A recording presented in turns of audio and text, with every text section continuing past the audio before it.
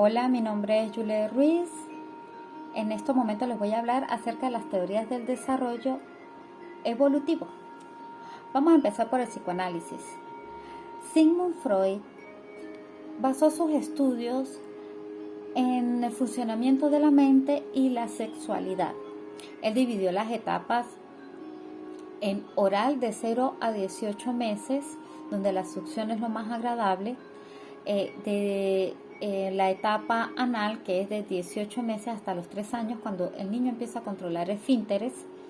También está la etapa fálica, que es de los 3 años a los 6 años, cuando los niños empiezan a sentir curiosidad acerca de las características físicas de sí mismo y de otros, empieza a comparar. La etapa de latencia, que es de los 6 años a los 12 años, que es cuando los niños empiezan a disminuir esa curiosidad o interés acerca del sexo y empiezan a reunirse, sus preferencias van a ser niños de su misma edad y género, ¿sí? Para reunirse, para conversar. Después viene la etapa genital. En esta etapa empieza nuevamente a resurgir esos intereses acerca de la sexualidad, pero ya de manera externa. Bueno, ahora vamos a hablar del desarrollo psicosocial de Erikson. Él basó sus estudios también en los estudios de Freud. Dividió el desarrollo en etapas. En este caso está la de 0 a 2 años, que es cuando los niños sienten confianza y seguridad al lado de los padres. De 2 a 4 años, cuando los niños empiezan a tener más autonomía y empiezan a desenvolverse de una manera más segura en el entorno. También está la etapa donde hay la iniciativa o culpabilidad, que es de 5 a 7 años de edad. En esta etapa los niños empiezan a sentir que hay responsabilidades, que cuando les colocan las actividades ellos sienten dudas si las están haciendo bien o mal, sienten alegría en hacer las actividades o no. Es cuando empieza a haber más habilidades, ¿sí? Ahora viene la etapa de latencia.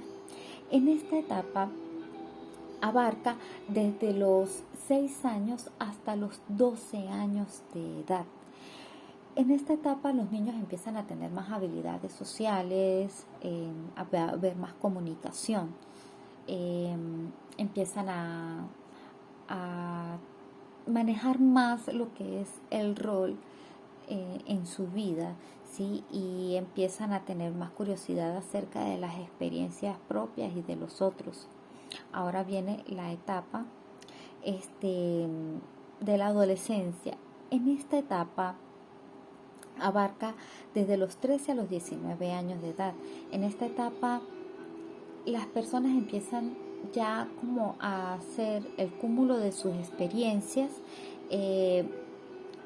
aprender bien de ellas e ir formando o fortalecer, mejor dicho, su identidad. En esta etapa empiezan pensamientos del hecho de formar familia o no. Siempre pues hay dudas y también se empieza a pensar acerca de qué es lo que se va a hacer con su vida, lo que es profesión, trabajo, ¿sí? Empiezan como a empezar la etapa de maduración más fuerte. Bueno, ahora viene la etapa de la edad adulta. En esa etapa ya pues las responsabilidades son distintas, las habilidades y desenvolvimiento social son mayores, donde ya hay trabajo, donde ya se está formando una familia, donde ya se puede decir características más firmes de si la persona es tímida o es extrovertida, ¿sí? Ahora viene la etapa de la vejez. La etapa de la vejez, en ella las habilidades sociales ya, como dice, se han consolidado, al igual que las diferentes etapas anteriores, y donde ese ciclo de vida por etapas, la persona empieza a ser consciente de todo lo que vivió y preguntarse si hizo lo que quiso en su vida, si le gustó los aprendizajes que tuvo, las vivencias que tuvo. ¿Sí? Bueno, a continuación voy a hablarles acerca de la teoría del aprendizaje. Vamos a empezar con Watson. Watson decía que la personalidad se forma a través de los estímulos, se va moldeando a través de los estímulos. Entonces él propuso lo que era el estímulo-respuesta. ¿Qué quiere decir con ello? Que la persona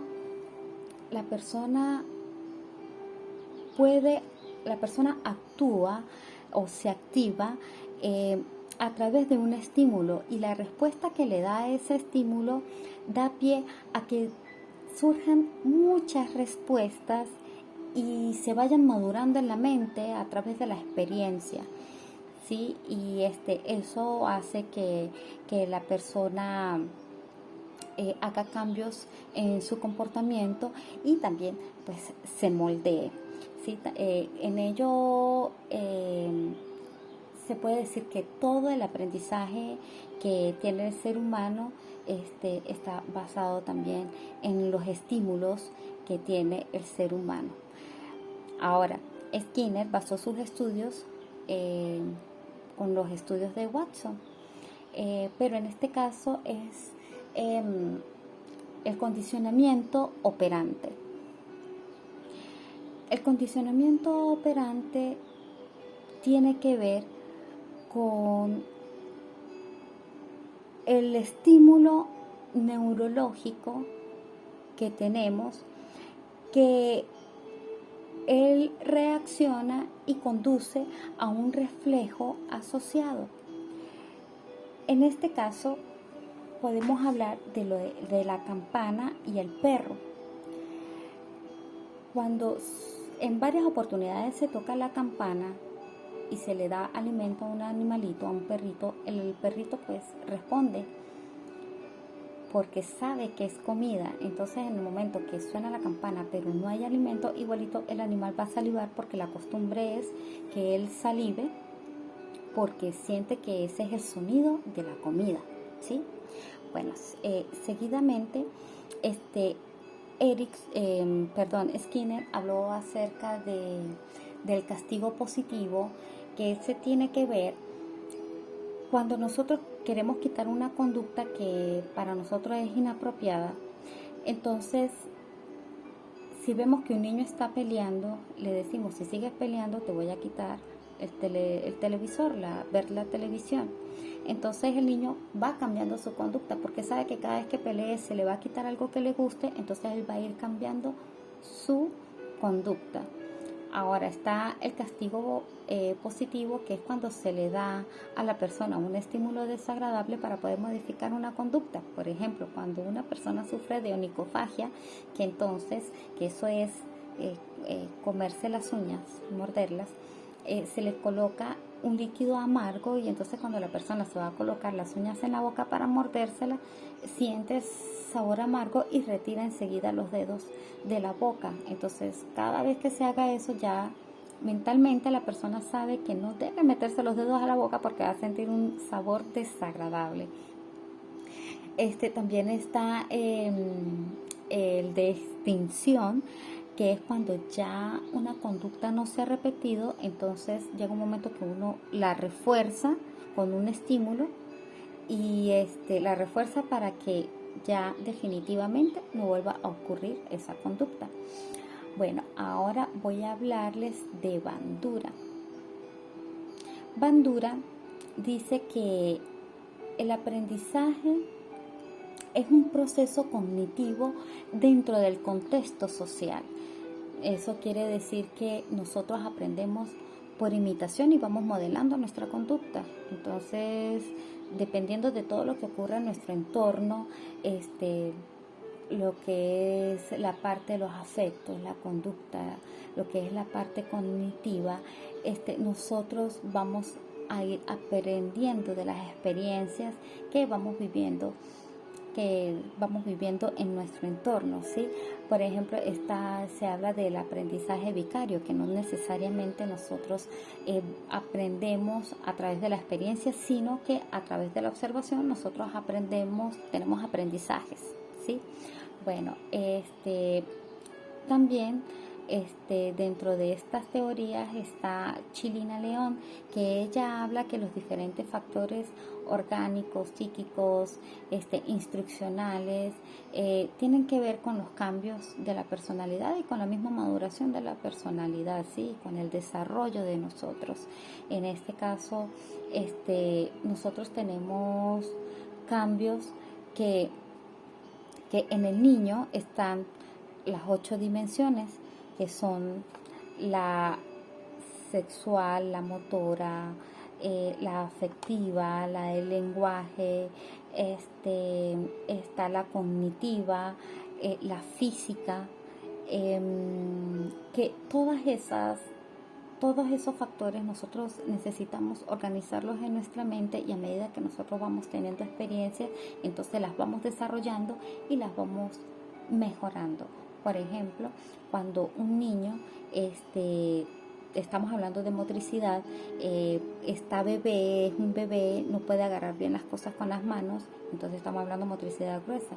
Y cuando logra agarrar, por decir, un lápiz y lo empieza a manejar, entonces estamos hablando que está manejando la motricidad fina, que eso se logra después, ¿sí? Cuando tiene prensión,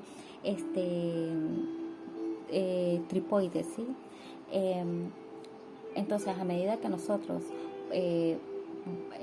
vamos aprendiendo del entorno, entonces nuestros aprendizajes van a reforzarse, ¿sí? Pero todo dependiendo de las características tanto físicas, cognitivas, afectivas, sexuales tengamos. Todo lo que está en nuestro entorno, todo lo que nosotros podamos sentir, eso influye en nuestro aprendizaje y nuestro desarrollo. Ahora vamos a hablar de la teoría cognitiva evolutiva. Esta teoría, uno de los pioneros es Piaget. Él también habla por etapas, los estadios. Está el estadio sensoriomotriz o sensoriomotor, que viene desde el nacimiento hasta los 2 años de edad. Ahí es cuando el niño logra articular el lenguaje, ¿sí? Viene también el estadio preoperacional, que en este estadio parte desde los 2 años hasta los 6 años de edad. En este estadio los niños, empiezan a tener pensamientos, pero no abstractos, ¿sí? Ellos empiezan a usar la lógica, pero no con toda su complejidad, ¿sí? Ahora, en el estadio de operaciones concretas, ya la lógica es más madura, y los niños empiezan ya a tener abstracciones, pensamientos lógicos. Eso va desde los 7 años hasta los 12 años, donde ya pues hay más habilidades cognitivas. Y está el estadio de operaciones formales, cuando ya hay deducciones, ya los pensamientos son abstractos, lo que es pensar en pensar, ya se hace más compleja la estructura cognitiva, ¿sí? Seguidamente, Vygotsky, los niños tienen un aprendizaje, y a veces hay situaciones donde ellos tienen las ideas en la mente y no hallan cómo terminar una tarea, porque no logran hallar ese punto clave para poder terminar de desarrollar alguna actividad. Entonces es cuando Vygotsky habla de la zona de desarrollo proximal, que es cuando el niño necesita de una orientación o de alguien que le dé ese impulso, ese detalle que le falta, esa idea que le falta para poder terminar de lograr una actividad. ¿Qué quiere decir con ello? Que todos tenemos aprendizajes, ¿sí? Este, y a veces no necesariamente es que el niño no sepa, sino que le hace falta a que alguien le ayude a subir ese pequeño escalón, ¿sí? Para poder exteriorizar lo que el niño tiene en su mente.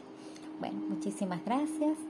Eh, Hay que destacar que el ser humano en su desarrollo evolutivo, psicosocial, cognitivo, requiere de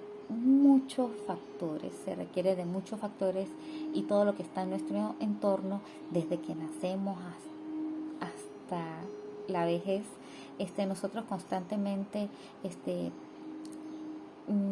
tenemos en nuestro haber estímulos que nos ayudan a ser mejores y a poder tener aprendizajes.